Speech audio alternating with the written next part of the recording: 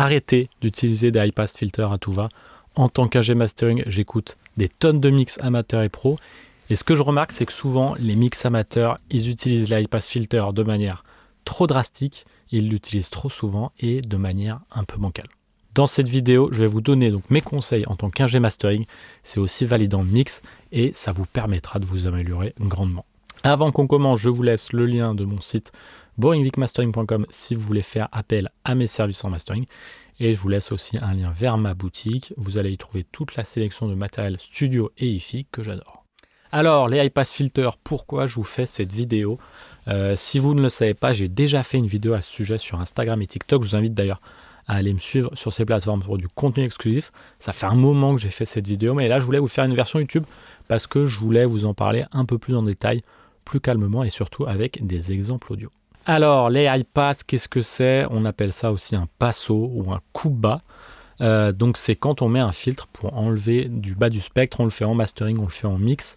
Globalement, il faut toujours écouter quand vous faites quelque chose en audio. Donc, je vous dis ça avant qu'on entre dans les détails techniques parce que tout ce que je vais vous dire, tous ces raisonnements techniques que je vais vous présenter, moi, je ne me les pose pas vraiment quand je suis en train de faire un mastering. J'agis toujours avec l'oreille. C'est ça qui va me donner la décision finale. Donc, le conseil général qui va un peu vous spoiler, c'est écouter plutôt que regarder. Mais je vais quand même vous dire pourquoi les high-pass filters, souvent, il y en a trop et ils sont trop drastiques et mal faits. Alors déjà, la première fausse bonne idée que les gens ont en mettant un high-pass filter, c'est qu'ils pensent qu'ils vont dégager de l'énergie et donc pouvoir avoir plus de loudness. Eh bien ça, c'est tout simplement faux. En fait, les high-pass filters vont créer un décalage de phase, une distorsion de phase, une inversion de phase dans le bas du spectre, à cet endroit où il y a le filtre. Et ça, c'est pas forcément quelque chose qu'on entend, c'est pas forcément quelque chose de négatif, mais ça peut créer des valeurs pics positives. Donc en fait, vous pouvez faire un high-pass en pensant enlever de l'énergie et donc moins faire travailler votre limiteur et être plus loud, et en fait, ça va vous faire tout l'inverse. Je vous montre. Voici la track sans le high-pass.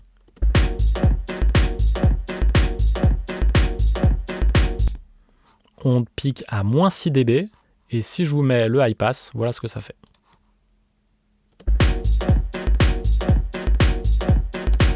On pique à 5,4, c'est-à-dire qu'il y a 0,6 dB de plus alors qu'on a enlevé en théorie du signal.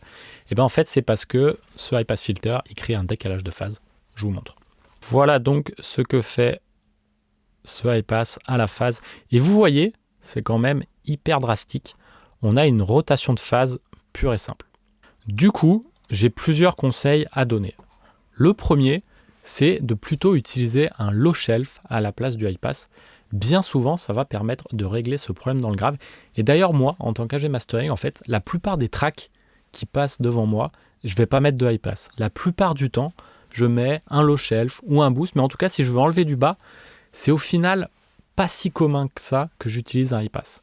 Donc, mon premier conseil, c'est essayer un low shelf plutôt qu'un high-pass. Je ne vous promets pas que ça va sonner mieux, mais bien souvent, ça va être la meilleure solution. Je vous montre d'ailleurs le low shelf, ce que ça fait à la phase. Vous voyez ? On n'a vraiment que 15 degrés de rotation, ici, allez, 14 degrés au lieu des 180 degrés. Autre chose sur les high-pass, pourquoi j'évite d'en faire, c'est qu'en fait, on va perdre certaines informations qui sont hyper importantes dans une track. Là, j'ai un exemple, j'ai un kick qui descend assez bas, la basse descend moins bas que le kick. C'est le kick vraiment qui donne un truc infra, et si je mets un high-pass, je vais le perdre. Je vous montre d'abord sur Isotope RX, on va voir ce kick. Voilà, le kick, il est ici, et vous voyez ici, il descend assez bas. Vous voyez, on descend en dessous de 30 Hz, et bah, si je mets un high-pass, je vais perdre beaucoup d'énergie, et je vais perdre le feeling de la track. Alors, je ne dis pas que c'est forcément quelque chose qu'il faudrait faire, mais si on le fait, il faut vraiment savoir ce qu'on va perdre ou non. On écoute sans le high-pass.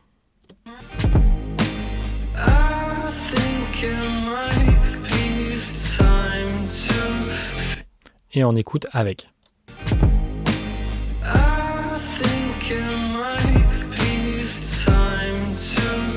Vous voyez, le kick, il est lourd dans cette track et je trouve que ça participe au mouvement de la track, ça fait avancer la track. Ça donne un groove, ça fait partie de l'essence même de cette track. Donc là, typiquement, je ne mettrai pas de high-pass. Bon, c'est des goûts personnels, mais c'est pour vous dire que voilà, si on avait mis un high-pass de manière automatique, je pense que ça aurait été une mauvaise idée.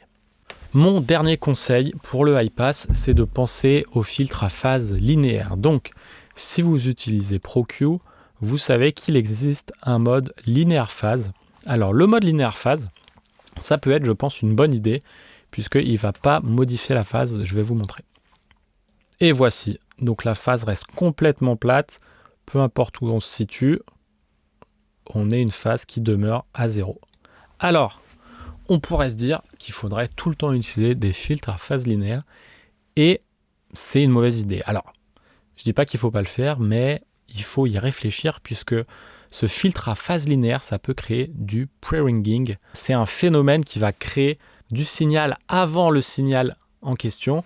Donc sur les transients dans le bas, sur les kicks, sur les basses, sur les éléments percussifs dans le bas du spectre, ça peut éventuellement s'entendre. Alors en réalité, ça s'entend assez peu, moi je trouve. Je l'entends pas trop. Donc je pense que parfois ça vaut le coup de tenter le linéaire phase. Moi quand je fais un high pass dans le bas, je vais quand même souvent utiliser un linéaire phase. On va dire que c'est 50-50. Et j'aime bien utiliser ce plugin. Donc Bassline Pro, il a un sub-filter ici, un high pass, qui est en phase linéaire. Et moi je trouve qu'il sonne vachement bien. Sur ProQ aussi, il sonne très très bien. Donc encore une fois, je vous le redis, pour tout ce que je vous ai dit précédemment dans la vidéo, mais aussi pour cette histoire de linéaire phase contre zero latency, il faut écouter. Il n'y a pas de solution miracle. Des fois, le linéaire phase va mieux sonner. Des fois, le zero latency va mieux sonner. Bref, je vous le dis et je vous le redis, ne regardez pas trop votre écran. Arrêtez de réfléchir quand vous faites votre travail et écoutez. Si vous mettez un high pass et que vous trouvez que ça sonne mieux, eh ben laissez-le. Que ce soit en linéaire phase ou en zero latency, peu importe, si ça sonne mieux, vous le mettez. Si vous entendez pas de différence, ne le mettez pas. C'est peut-être que votre système de monitoring n'est pas au point dans le bas du spectre. Donc laissez plutôt votre ingé mastering, par exemple moi, s'en occuper. Et si vous n'entendez tout simplement pas de problème dans le bas du spectre, ne pensez même pas à faire un high pass. Voilà pour cette vidéo. Encore une fois, si vous voulez faire appel à mes services en mastering, vous pouvez vous rendre sur mon site boringvicmastering.com pour connaître mes tarifs et comment je fonctionne. Et vous pourrez aussi trouver comment avoir 10% de réduction. Sur ce, je vous remercie de m'avoir suivi et je vous dis à très bientôt pour une nouvelle vidéo.